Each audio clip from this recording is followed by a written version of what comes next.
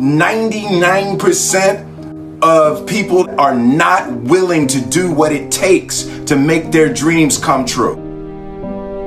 The Marines have a saying, everybody wants to go to heaven, but nobody wants to die.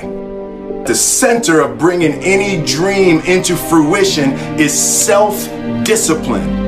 You know, something as simple as food and eating. It's not about your body as much as it is about your mind. It's getting command of your mind to be able to choose actions that are in your own best interest.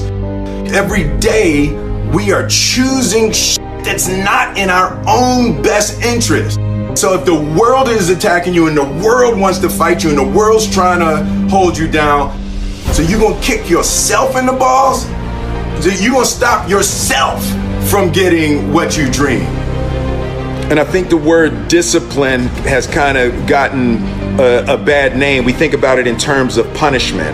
I'm not talking about discipline in that way. I'm talking about discipline in the sense that you forego immediate pleasure for the exchange of long-term self-respect. I believe that self-discipline is the definition of self-love. That when you say that you love yourself, that means that you have behavior towards yourself that is loving. Self-discipline is the center of all material success.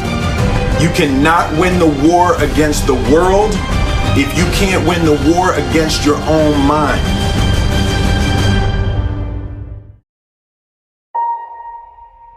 Self-love is when you say to yourself, oh man, look, I know you and that girl got a real connection. I know y'all vibe, but that's your girl's cousin. So I love you too much to let you do that. It's like you say to yourself, hey man, look, I know you want to eat that pizza and it'll be really good, you know, but I can't let you eat that, man, because if you eat that pizza, you're going to feel like shit, you know, and I love you too much to let you eat that. Self-love is, hey, look, I know you got a test on Monday, you know, and I know you really want to go out with your friends. It's Saturday night, you want to go out, but if you fail that test, you're not going to feel good about yourself. You know, I love you too much to let you go out tonight. Self-discipline is self-love. If you want to be happy, you have to love yourself, which means you have to discipline your behavior. The road to sustained happiness is through disciplining your behavior. We tend to base our self-esteem on what other people think. And that's not really self-esteem. Self-esteem is supposed to be how we feel about ourselves. And I was just saying how dangerous it is to allow other people to determine how you're going to feel about you. And it's kind of like looking into a broken mirror. You're going to look in a broken mirror and then change your face to try to look good in this defiled, busted, broken mirror. And it just, other people's opinions is a really way to determine how we feel about ourselves.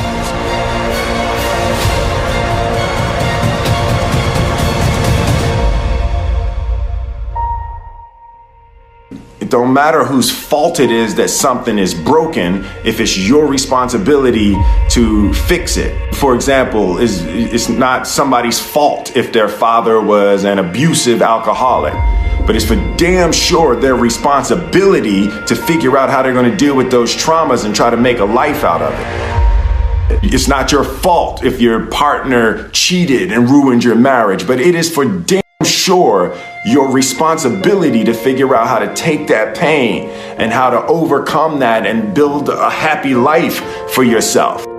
Fault and responsibility do not go together. It sucks, but they don't. When something is somebody's fault, We want them to suffer. We want them punished. We want them to pay. And we want it to be their responsibility to fix it. But that's not how it works, especially when it's your heart.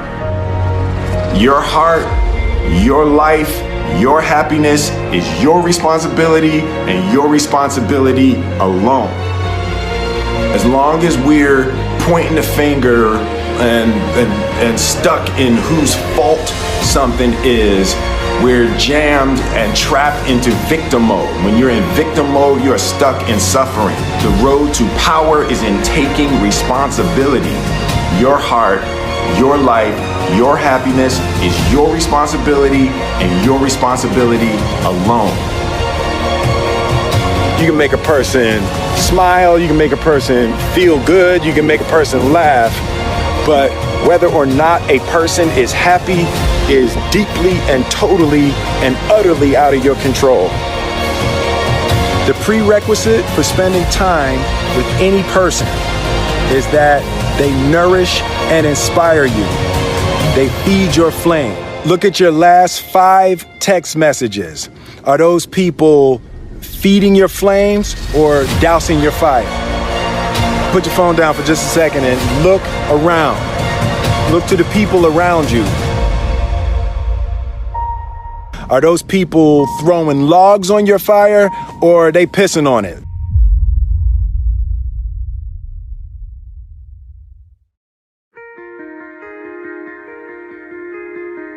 I want my life, I want my work, my family, I want it to mean something. And it's like, if you are not making someone else's life better, then you're wasting your time.